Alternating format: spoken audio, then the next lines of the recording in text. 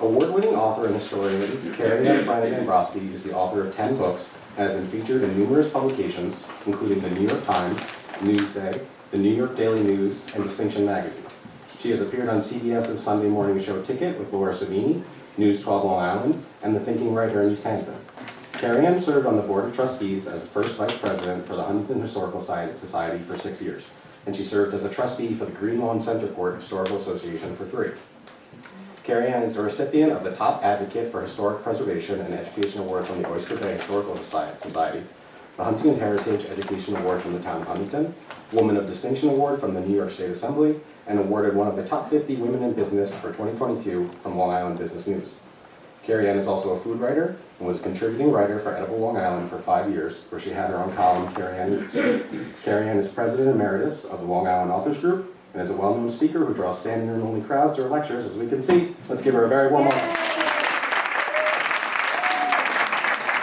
I came from a very good family. I was the oldest of 3 children, and wonderful Catholic upbringing, and my father had this terrible, debilitating disease. And as time went on, I started questioning God as to why would he allow someone that is so good to get this terrible disease. And one day, I said, I don't believe in miracles. I don't believe my father will ever get better. And he begged me to go. And of course, that day, it was a homily about Jesus curing the leper. So I said, that's it, I'm not going anymore. Well, the very next day, oddly enough, is when I met what I like to call my Italian angel. And this is how God works, because Jesus can't just appear right next to us, okay? So God picks certain people, and they're unlikely people sometimes, that will help us along our way. So it was actually him that started teaching me about Padre Pio, and I had never heard of him. Despite going to Catholic school, I had never heard of Padre Pio. So he gave me a prayer card, and he gave me a silver medal that was very old. It had a first-class relic, a second-class relic of Padre Pio's, which was his actual cloth, okay? So as time went on, every time I was struggling with my faith, I would run into him. And he coached me and taught me about Padre Pio, and he helped strengthen me in my faith. So by the time the years had gone on and my father was getting progressively worse, and there were times where my father was getting better, I was always praying for a miracle that he would be fully recovered. But on the night of April 24th, 2005, my father passed away. Now, the difference then is that my faith had been restored. I did not want to lose my father, but things were getting so bad that I changed my prayer, and I said, I get it now, God. You need him for whatever reason, and you can take him. He died shortly thereafter. But something happened the night when he died that was so profound it changed my life. I had two children at this point, and I couldn't be there when he died. So the next morning when I went over to do the funeral arrangements with my mother, I said to her, because he died in the middle of the night after I had left, I said, could you please get me the medal? And her aide at the time had given it to me the next day, and I looked at it, and I could not believe what I was seeing. The silver medal was no longer silver. It had turned gold. And it was hanging from the silver chain. Now, I had heard of rosary beads turning to gold before, but I had never heard of something like a medal. And I didn't quite know what to do about this, but over time it led me to write the book called The Medal, which was my first novel, and it is based off of the true story. It was too personal to write it as a work of nonfiction. So I wrote it as a work of fiction with the main character, Bethany Fitzpatrick, being a pastry chef in a bakery in Northport. Because I had to get my food, my love of food in there. So writing this novel helped so many people. I could not believe how many lives it touched from the story, and even though it was based on a true story.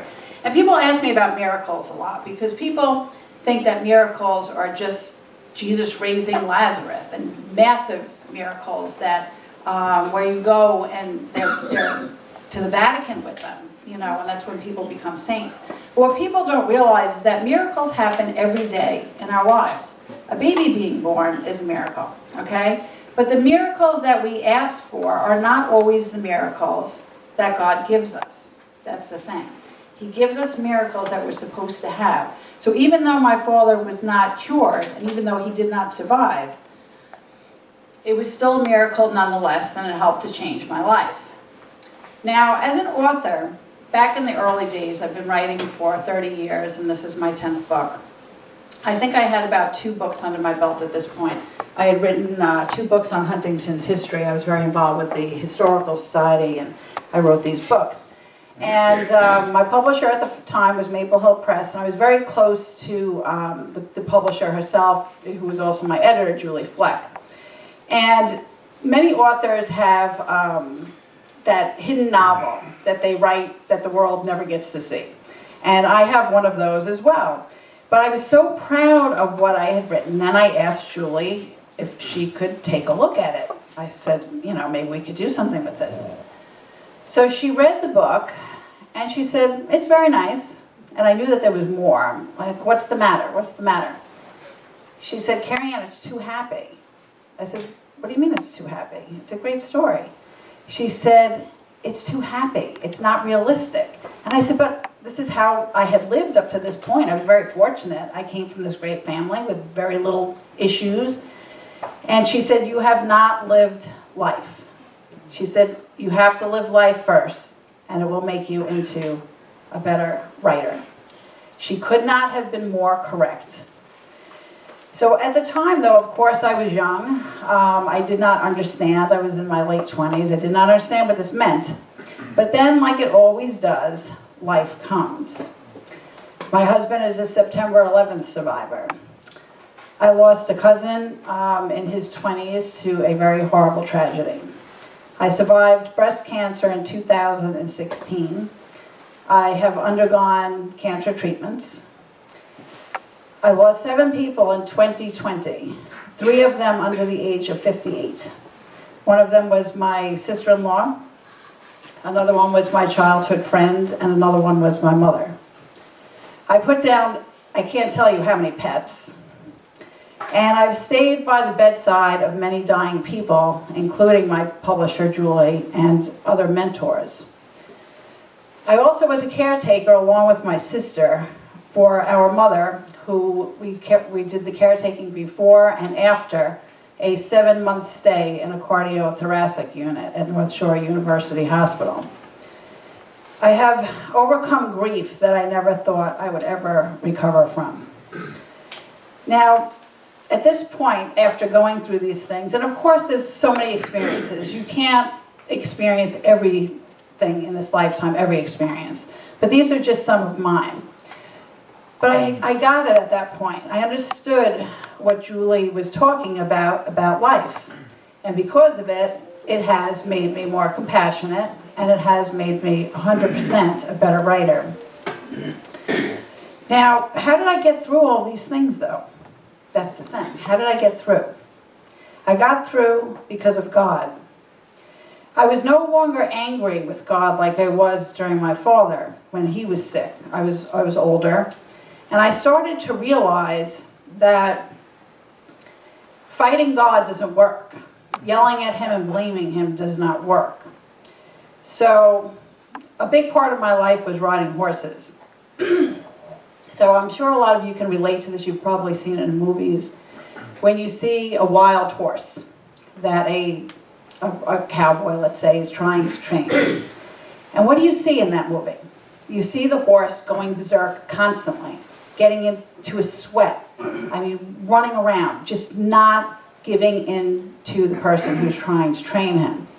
And then one day, that trainer breaks the horse's will. And the horse decides, I'm just going to surrender to this person. It's at that point where the horse and the trainer have a relationship. And that's what it's like with God. We blame him for things, but it's not his fault. See, we're given free will, and we like to say, oh, well, I have free will, I could do this, I could do that. We only like free will, though, when it works in our favor. We don't like free will when there's someone that's drunk that kills one of your family members. We don't like free will then, but we blame God. We have to remember it's not God's fault. He gave us free will, and it's unfortunate that accidents and things are going to happen. And it's a hard thing to grasp. It truly is. I know a lot of people in this audience, and I know a lot of what has gone on in your lives. And I know it's not been easy. It is definitely not. But the thing is, it will be easier if we decide to choose God. And there are times you're going to falter. There are certainly times that I will still say, really, God? Really? But you know what? The difference is now, it's like if you're fighting with your spouse or you're angry at your kids. How long do you stay angry at them? Okay, a day, an hour, 5 minutes. Same thing with God. It's okay to get angry with him sometimes and say, why? Why, God? I'm not understanding this. Because we don't always understand God's ways. Okay? It may be revealed to us years later. We will eventually come to understand his ways, but sometimes it's not right away. So I like to think with this book in particular, because of my relationship with Padre Pio, that I co-wrote it with him. So I was doing all this work with the nonfiction books for all this time. And I wrote the medal, and then I went back to nonfiction. And about 2 years ago, I kept saying, well, I got to write another book. I've got to write my 10th book, and I want it to be something that's really good and profound. And I was hearing Padre Pio saying, you got to write a book with me. I'm like, write a book with you? How do I do that? So I came up, I always liked daily devotionals, and towards the end of the year, I always look for a book that I can get, to start the new year off that has some inspiration. Sometimes they're religious, sometimes they're just feel-good books. So I thought that I would write this devotional, and I set out to find 365 of Padre Pio's quotes. So I said, oh, that's pretty easy. Well, it's more than you think. The book took me over 2 years to write. I went through his letters, tons of books on Padre Pio, tons of research from prayer groups and different Padre Pio foundations throughout the country. And it took a long time to find it. And sometimes I would have to sit and actually try to listen and say, well, what do you want me to say here? How can I convey this message to people? So how I've written it, I'm not saying you should be doing this or you should be doing that. I also don't say that I did this and I did that. It starts off with the foreword, which has the true story of the medal before it, and about my faith journey and about turning back to God. And then it covers a whole bunch of other things. So one of the big parts of this book is trials and sufferings. We all go through them. And we always say, why is God doing this to me? Why do I have cancer? Why do I have this? Why do I have to suffer? Why did Jesus have to suffer? He didn't do anything wrong. He was without sin. And yet he had to suffer. And he suffered for us. So we have to realize that suffering is part of this life. We think this life is long, but it's not. It's very short. It's temporary. And it's what we are going to do with this life that makes the difference. The other part is caretaking, as I mentioned. I had been a caretaker. I actually received an email from someone this week who is a caretaker, and she said to me, I read that page and I really needed to read that. I've been really struggling. She said, there's no way you could have written this unless you were a caretaker yourself. So caretaking. Again, are we blaming God? Are we resentful? We can have these thoughts. Our lives are disrupted. Okay, we don't have time for our kids. We don't have a personal life. We can't go on vacation. We are tired all the time. We see things that we don't want to see. We experience things that we don't want to experience. It is not easy. And all of us at some point will probably be a caretaker at some point. And but let's say you have a father that smoked 10 packs a day for 50 years. okay? And then he gets lung cancer, and you're his caretaker. Did that have anything to do with God? No. Sometimes we have things that aren't caused by our own doing, but we're in the situation nonetheless. So what do you do then? At that point, you have to just turn to God, and you have to really try to surrender and say, I need help with this. I can't do this alone. And it's not until you're finished going through the process of this when you realize that, I don't know how I did that. You ever have people say that to you, like, I don't know how you did that. How did you do that? You just do, because God is the one that gives you the strength. And we don't even realize He's giving us the strength. What about grief? Okay? I always compare the physical to grief. Okay? If someone is out there and they lose an arm, let's say, can they still function in society? They can. But they're not the same. But yet they can still live their life. And that's what happens with grief. When we lose someone we love, we're never the same. But we can find a way to continue on and to live. And that's what they want.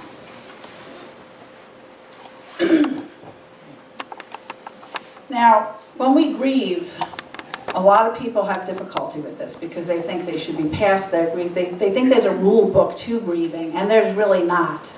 Okay? And I've heard everything from, it's been 3 months, you should be over it by now. Okay, how many people have heard that? Your loved one wouldn't want you to be sad. I love that one. Well, you know what? You are sad, and if the situation was reversed, they would be sad too, than us. And then the other one, you need to be strong. Well, strength and grief are two different things, okay? You have to be strong when you're a caretaker. With grief, you can break down. It's okay. It's okay to let go and let God. And it doesn't, it comes in waves. There are times where you could be fine, and then all of a sudden, it'll be 4 years later, and you're in tremendous grief because something sets it off. But what can help you, again, pray to God and say, I'm going through this bad moment, and know that it's only that moment in time. That's the good news, is that we don't stay in these situations very long.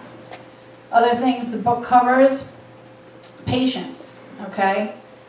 We all have other types of difficulties. They're not always about death and disease and everything. What if you can't have a baby? What if you've been struggling to have a baby? What if you are in a financial crisis and you don't know how to make ends meet? What if you've been put down time and time again for that new position? What if you have a dream that's taking a long time? We have to wait, okay? And we don't like to wait. I know I don't like to wait.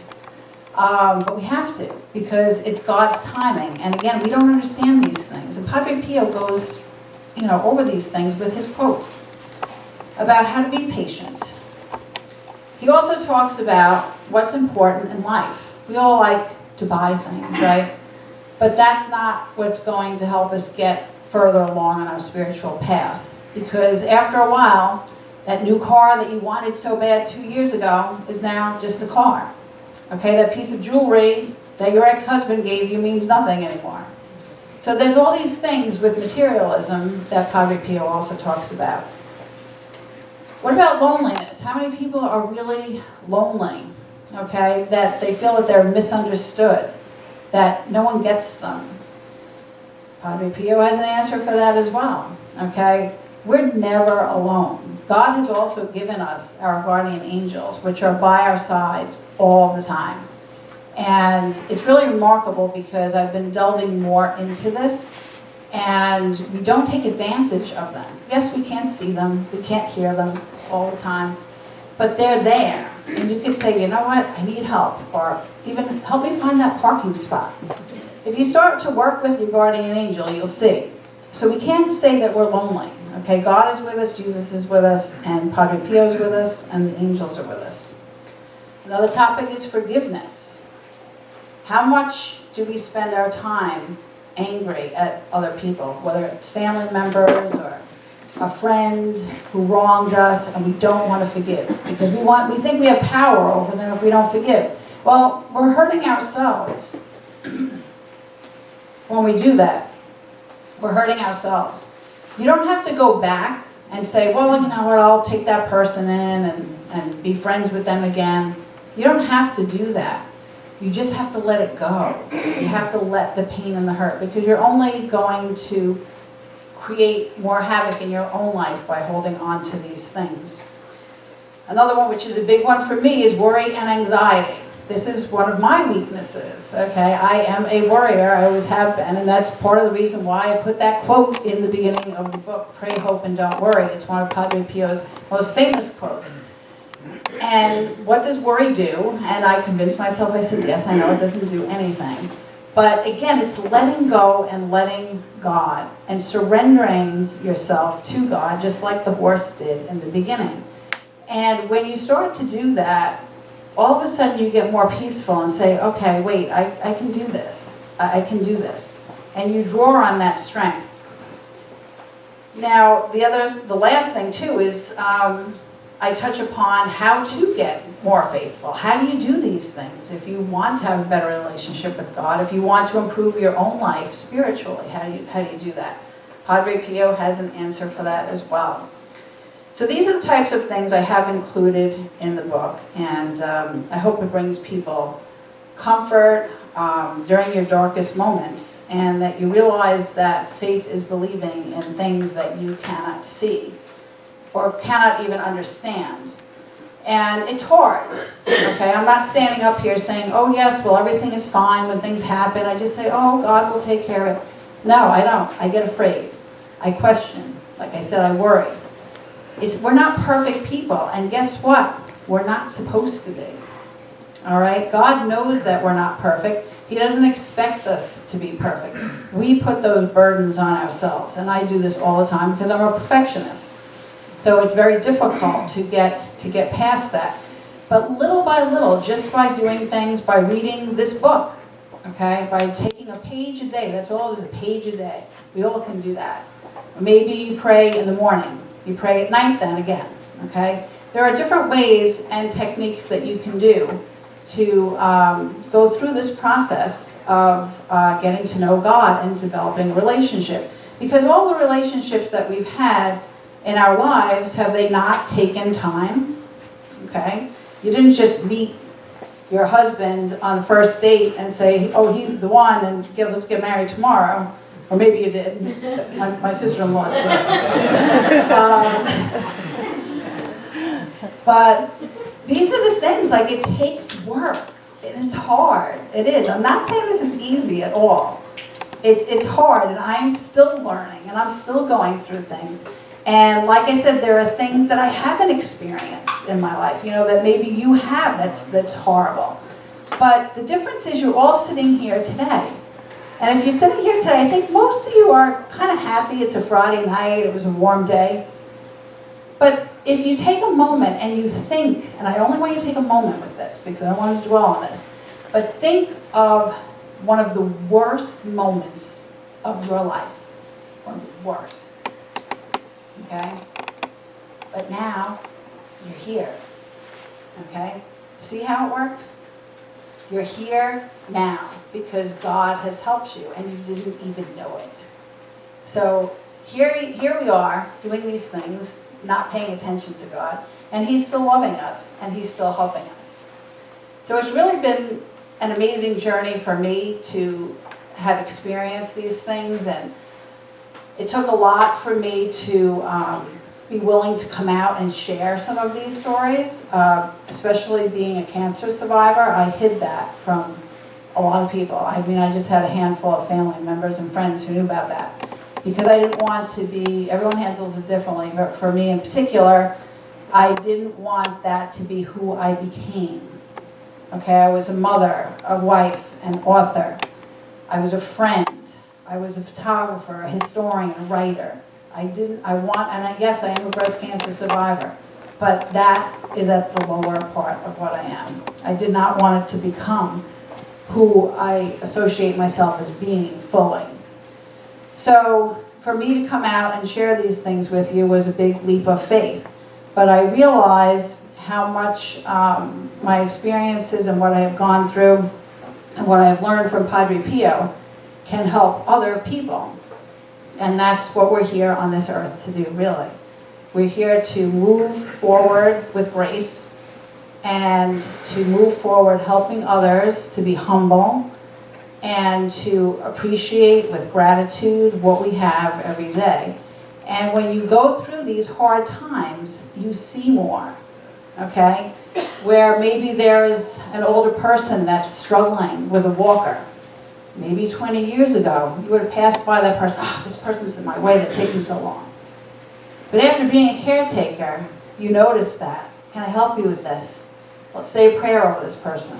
Do something that could help them. So our terrible, terrible experiences, we could hate the world, hate God, but we could also find good in the horrible things that happen to us. And that's what we're supposed to be doing. So maybe you're not ready to do that right now.